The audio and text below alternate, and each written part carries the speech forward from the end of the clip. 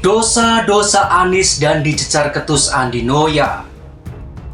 Kick Andi double kick. Metro TV Minggu malam 18 Juni menyisakan kisah yang terus dibicarakan. Itu tentang Andi Noya yang tampil lebih garang mencecar, lebih tepatnya membombardir Anies Baswedan.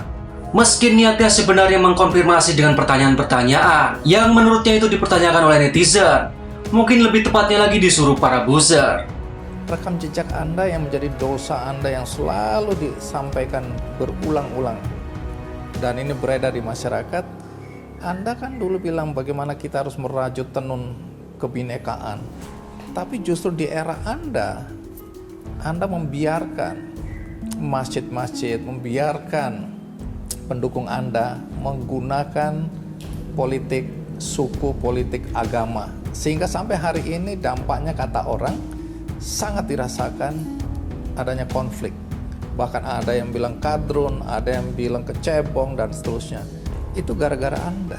Kenyataannya yang disebut sebagai polarisasi, bahkan sampai retak, robek kalau tenun kebangsaan, itu tegang sudah mulai 2012.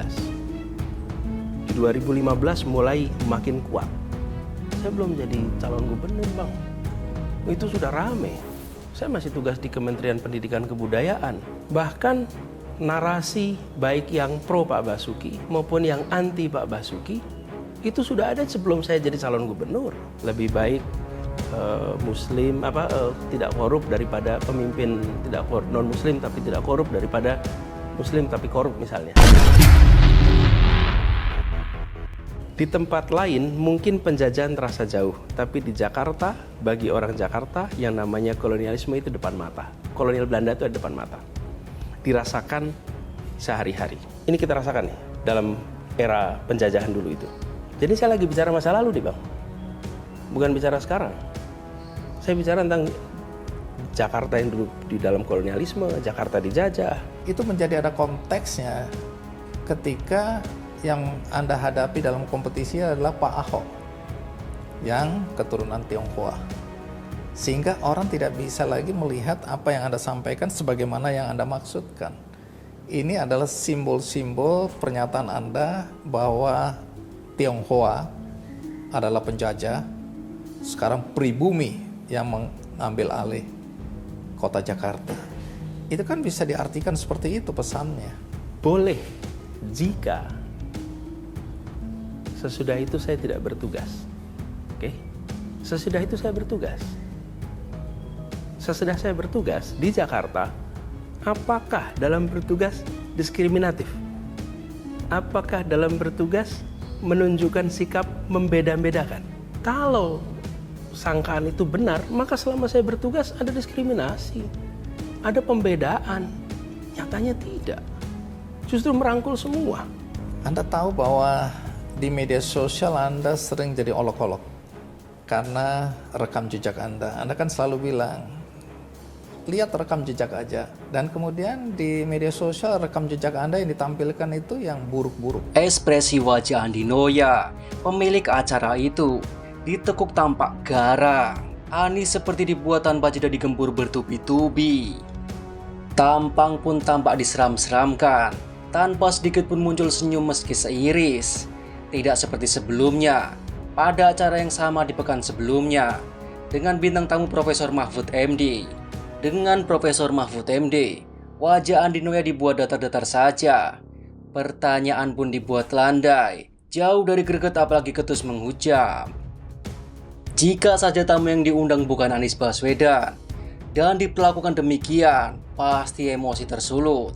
Setidaknya suara jadi keras dan meninggi. Tapi Anies sepertinya enjoy menjawabnya. Meski Anies tidak seperti biasanya, yang kerap mengubar senyum dengan terkadang tawa pun berderai dahak. Tapi meski demikian, di sana-sini masih bisa tampak senyum Anies mengembang. Pemirsa pun dibuat hanyut dalam tanyaan dia yang mencecar, dan jawab Anies yang terukur dan tidak berlebihan. Pertanyaan diarahkan tajam menukik, dan Anies menjawab dengan ritme emosi yang masih tetap terjaga. Tak tampak sedikit pun Anies resah menerima gempuran pertanyaan. Ia fokus menyimak dan menjawab dengan narasi khasnya dengan kalimat runtut serba terukur. Narasi tidak diumbar berlebihan. Meski pancingan pertanyaan cenderung menyudutkan, banyak kalangan menyebutkan itu sih bukan bertanya, tapi menghakimi. Ya, tampak menghakimi. Itu terlihat saat Andinoya meminta agar Anies tidak terlalu berdalih pada kalimat yang sering dipakainya, agar yang menuduhnya untuk membawa bukti atas tuduhannya.